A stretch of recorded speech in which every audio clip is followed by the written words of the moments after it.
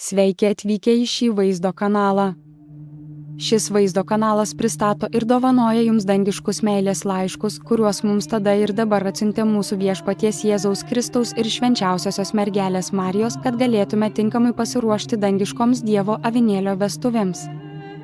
Šiandien Rumunijos Naujosios Jeruzalės šventajame vienuolyne pristatome Dievo žodį, ištartą mūsų viešpaties Jėzaus Kristaus, ištrauktas iš Dievo žodžio iš 6 gavėnio sekmadienio, Florijoro.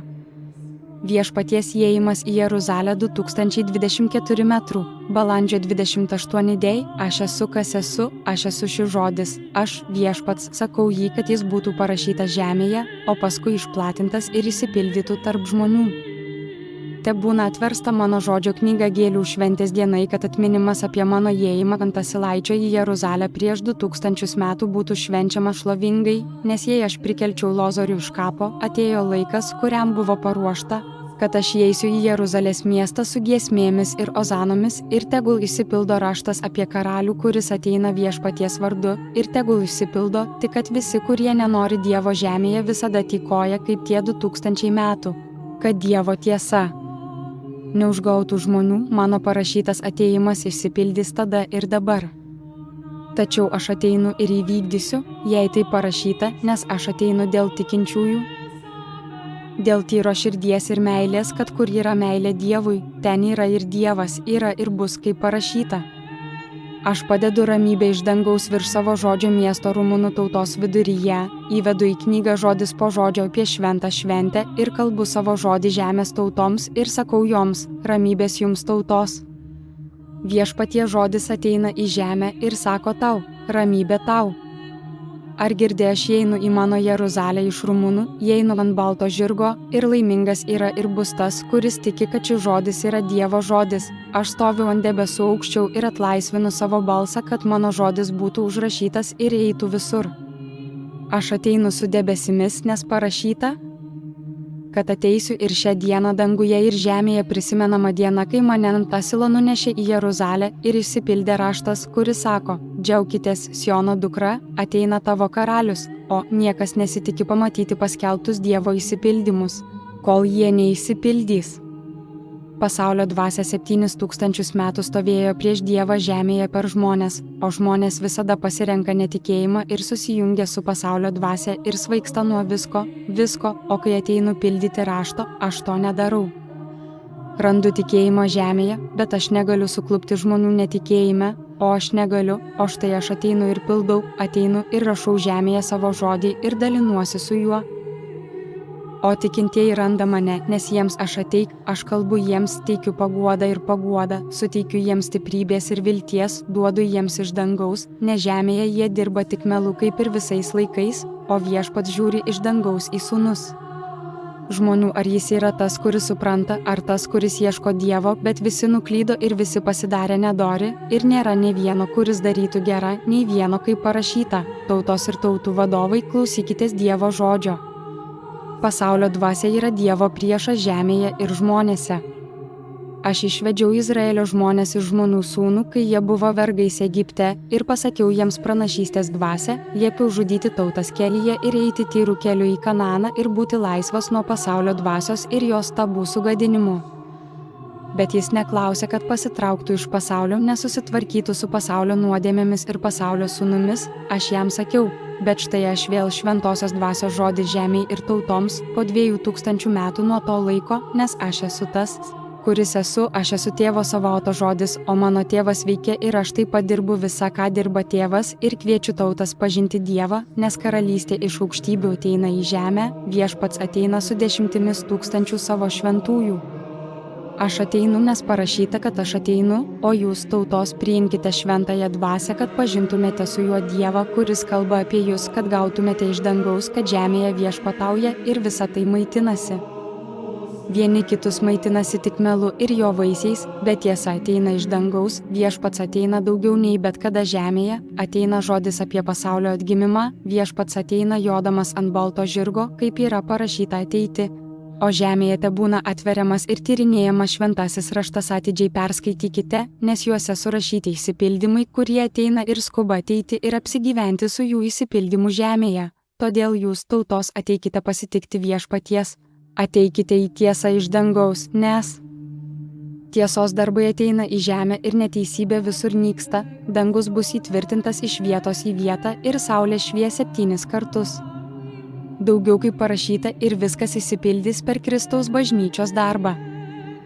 Nes joje yra tiesa apie Dievą, prieš kurią pasaulio dvasia stovėjo 2000 metų, valstybė su pasauliu skirta krikščionims kaip ir Izraeliui, kuris susijungė su tautomis pakeliui į Kananą, o viešpaties žmonės tapo pasaulio dvasios grobiu. Aš visada mokiau krikščionis išeiti iš pasaulio, o ne likti su pasauliu, nes su tikrų krikščioniškų gyvenimų Dievui negali likti su pasauliu, nes pasaulis, kuris vadinasi krikščioniu, neturi krikščioniško gyvenimo ir tu pats žinai, kad esi su Dievu ir pasauliui tai nepatinka, jam taip nepatinka, todėl ir mokiau krikščionis likti savo lizde ir pasitenkinti savo Dievu, nes kai krikščionis eina, viešpat šaukiasi į pasaulį. Kad pasaulis yra labai nuodėmingas ir suteršia krikščionio žmogaus protą, gyvenimą ir kūną to, kuris eina keliu į dangų. O kelias į dangų nepraeina pro smuklę, nepraeina nuodėmės kupinos vietos ir pasaulio dvasia, tarnaujanti nuodėmiai ir geismui bei visokioms apraiškoms, o nuodėmė baudžia žmogų, nes nepaklusnumas Dievui yra sunkiausia nuodėmė, iš kurios kyla visa vėlesnė nuodėmė. Dievo meilė yra pasaulio dvasios priešas ir nėra laimingesnio žmogaus už tą, kurio proto ir širdies darbas yra Dievo meilė ir jo darbai. Į šią didybę tegul susirenka visos žemės tautos, nes ateina pasaulio atsinaujinimas, dangaus grožis ateina į žemę. Artėja šio rašto išsipildymas, apie kurį aš pats kalbėjau, kad jis ateis ir išsispręs, ir todėl aš kviečiu žmonės žemėje į šį artėjantį išsipildymą. Štai, žmogau, yra tiesos valanda apie tave, ir jei tu negali jos pasakyti ir žinoti, tu ir kiti aplinkiniai palik viešpatį, priimk jį, kai jis pasibels, ir nepalik lauke laukti prie tavo durų, bet nedaryk taip, kaip Adomas, kuris tiesos valandą kalbėjo sumišęs apie save ir kurio Ieva neturėjo nuvesti, o turėjo gauti tiesą iš Dievo, ir jei jis norėjo pasislėpti nuo Dievo, kai aš jam pasakiau, štai jis leido savo meluoti, vargšas, o aš, viešpats, turėjau išpirkti kryžių ir panieką dėl jo nuodėmės. O Judas taip pat, jis nesilenkė ateiti ir jam atleisti, o dirbo pats, išėjo ir baigė savo gyvenimą. O jei jis būtų nusilenkęs man atleisti, kol aš dar buvau ant kryžiaus, laukdamas, kol jis pasirodys ir jam atleis, tą dieną būčiau paėmęs jį į dangų su savimi kaip Dievą išpažįstantį plėšiką, kuris manęs prašė iš dešinės. Ranka sėdė ant kryžiaus, kad prisiminčiau jį mano karalystėje, kuris ateis su manimi į žemę ir kuriam tada tėvas parodė, kad jis ateis su manimi žemėje ir aš laukiau jo anapus savo kryžiaus. Jo ir paėmiau jį su manimi į dangų tą pačią dieną ir įvykdė savo maldą. Aš būčiau nuėjęs pas tėvą su 2 nuodėm klausiais, kupinais atgailos ir meilės man už mano skausmą nuo jų, ir tuo momentu nebūčiau buvęs laimingesnis už tą laimę. Tačiau Judas nusiminė dėl savęs, kai kunigams ir fariziejams išpažino mane nekaltu, o jų mane pardavėjų.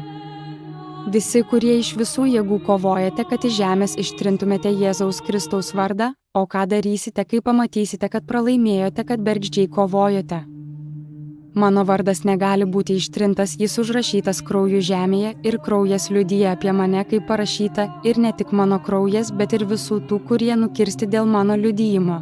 Vis dar turiu pasakyti tiems, kurie yra užsispyrę dėl aukštumų, ant kurių jie stovi, ir kurie mano, kad yra pasaulio šeimininkai ir net mano bažnyčios šeimininkai, kurios įsčiose yra tiesa, kuri yra viena, ir tai aš sakyk tiems, kuriuos duodu vaikščioti savo prisikėlimo šventės metu, kartoju jiems ir sakau taip, anatema visiems, kurie pasiduoda vaikščioti vėl ir vėl ir vėl ir vėl svyruoja Dievo tiesa ir vieta, kurioje jis stovi ir gyvena.